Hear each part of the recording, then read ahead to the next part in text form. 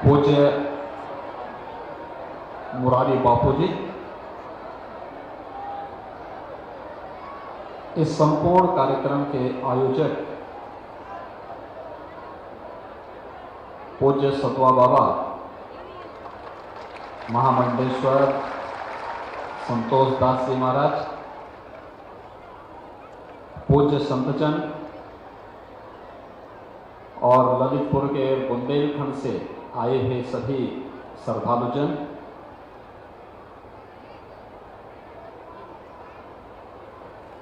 पिछले 9 दिनों से आप सबने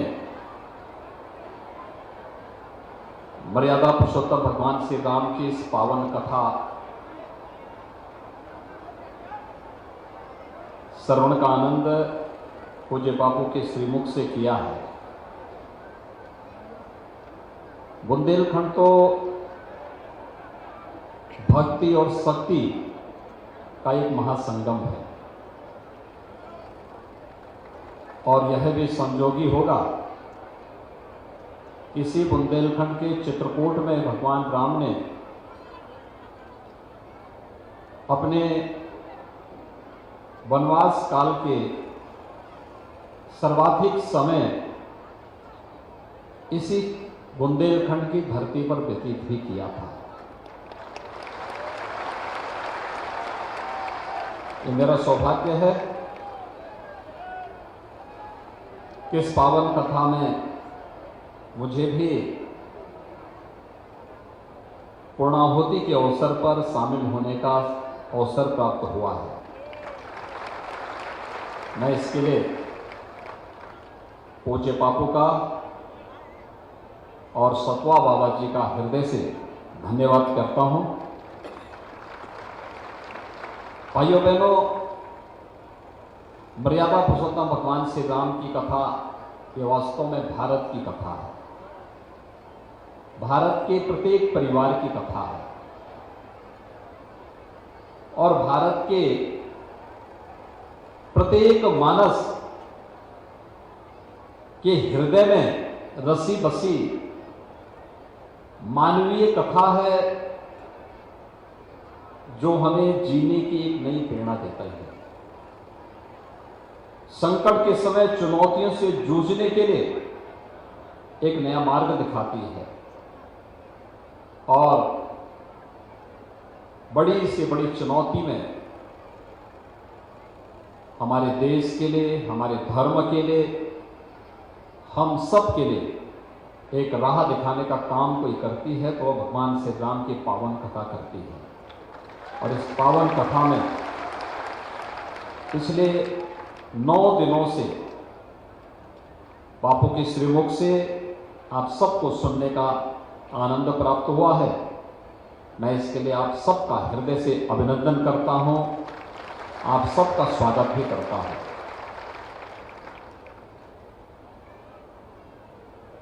वास्तव में देश के अंदर विपरीत परिस्थितियों में ही श्री राम कथा और व्यासपीठ ने इस देश को एक नई दिशा देने का काम भी किया है।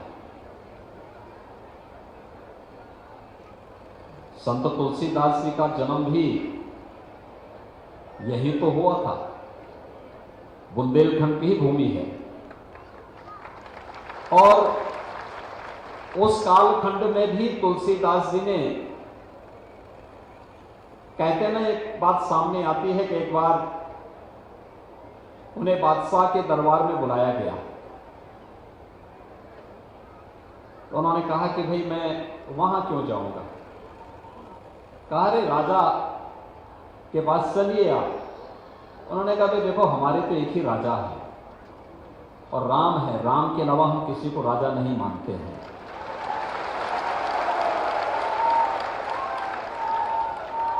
ये भगवान राम की ही कृपा है।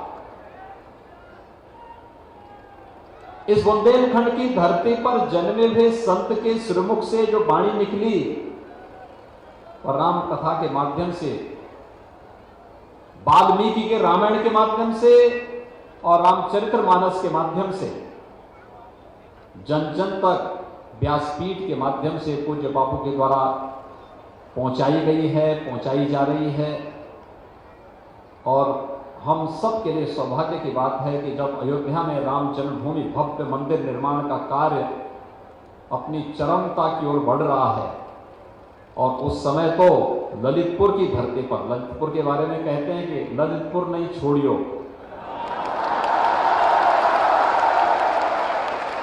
और आज बापू की कथा ललितपुर में ही विश्राम दे रही है। मतलब साफ है, भगवान राम का भव्य मंदिर का निर्माण बहुत शीघ्र होने वाला है। लेकिन उसके अनुरूप हमें बनना होगा। राम राज्य का मतलब, भगवान राम के भव्य मंदिर का मतलब भगवान राम के अनुरूप राष्ट्र का मंदिर, जहां किसी के साथ कोई भेदभाव न हो, जहां किसी के सामने अभाव न हो, जहां किसी के सामने किसी भी प्रकार की कोई भी बुराई के लिए कोई स्थान न हो, ऐसी आदर्श व्यवस्था शासन केवल सहयोग कर सकता है, लेकिन समाज जब उसकी अगुवाई करेगा तो ऐसी आदर्श व्यवस्था भी भारत के अंदर वर्तमान में बन रही है। भाइयों बहनों, गरीबों के लिए मकान बन जाना, गरीबों के लिए स्वास्थ्य की सुविधाओं का हो जाना,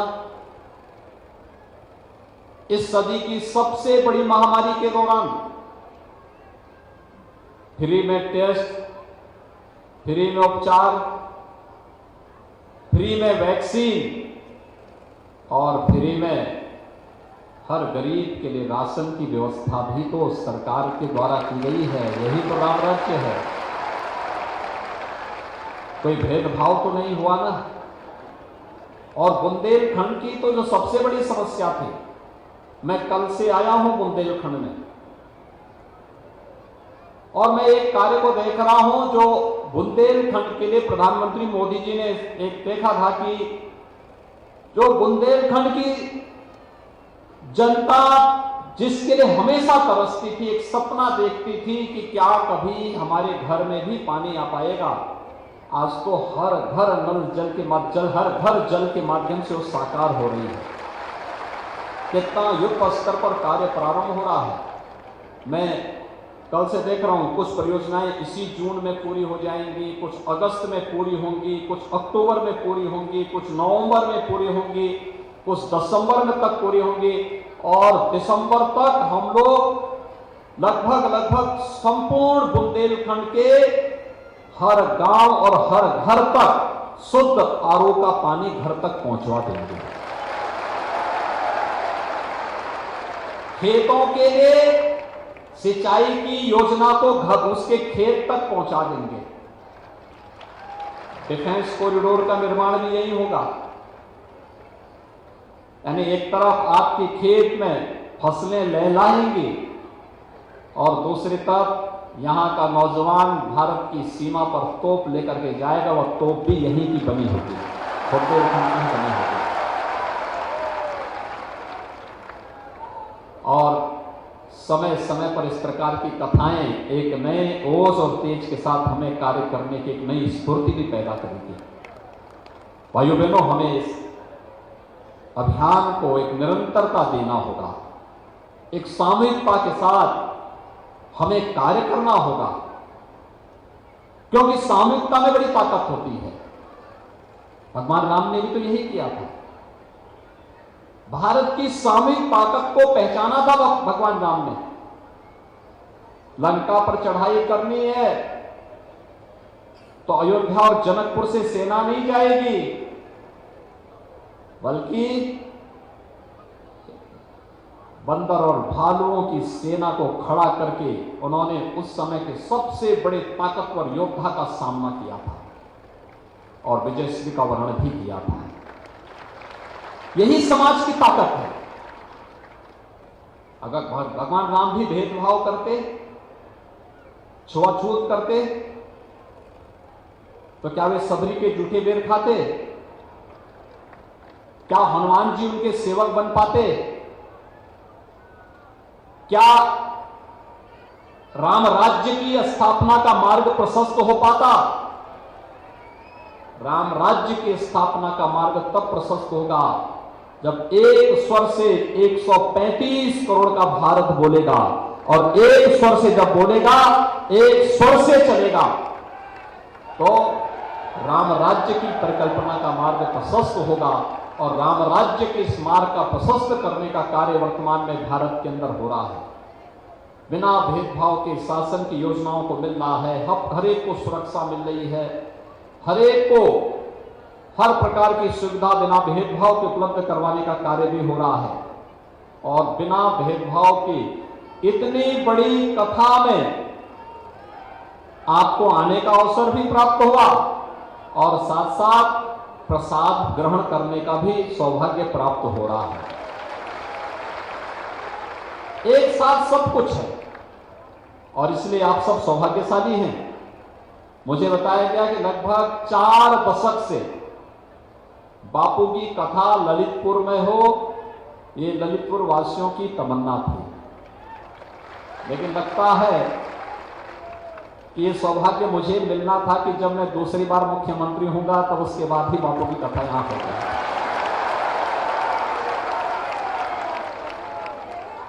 और इसीलिए आपने यहां पर कथा के पूर्णाहुति पर, राम कथा ज्ञान यज्ञ है ये, इस ज्ञान यज्ञ की पूर्णाहुति पर मुझे आप सबके बीच में आने का सौभाग्य प्राप्त हुआ है। मैं बापू का अभिनंदन करता हूं बुंदेलखंड वासियों की ओर से, क्योंकि इस कथा के माध्यम से बुंदेलखंड के प्रत्येक गांव और प्रत्येक जन तक प्रभु राम की वाणी का संदेश पहुंचा है, व्यासपीठ का संदेश पहुंचा है। लोग आए हैं, बुंदेलखंड के अलग अलग जनपदों से लोग मुझे दिखाई दे रहे हैं, तो सभी आए हैं। और वैसे ही बापू की कथा होती है तो पूरा देश उमड़ता है, उसमें पूरा देश आता है।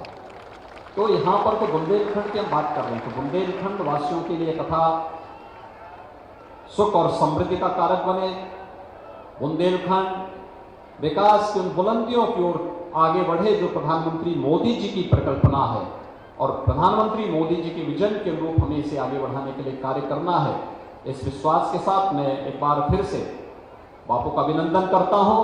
आप सबको इस पूरी कथा का आनंद प्राप्त होने के साथ साथ फल भी प्राप्त हो, इस कामना के साथ मैं अपनी वाणी को यहीं पर विराम देता हूं। जय जय श्री राम।